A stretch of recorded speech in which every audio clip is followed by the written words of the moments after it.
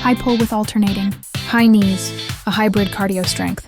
Move that works shoulders, traps arms and core while driving up heart rate. Here's how to do it. How to do high pull with alternating high knees. 1. Start position. Stand tall with feet hip width apart.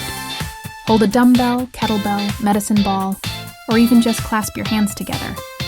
Arms hang down in front of thighs, palms facing body. 2. High pull upward. Drive elbows upward and out as you lift the weight or hands up to chest. Then extend arms straight overhead. Keep shoulders relaxed, not shrugged. 3. Alternating high knee. As your arms extend overhead, drive one knee up toward your chest. Lower arms back down in a controlled pull-down motion to starting position. Repeat the high pull overhead, but this time lift the opposite knee. 4. Breathing. Inhale as you lower.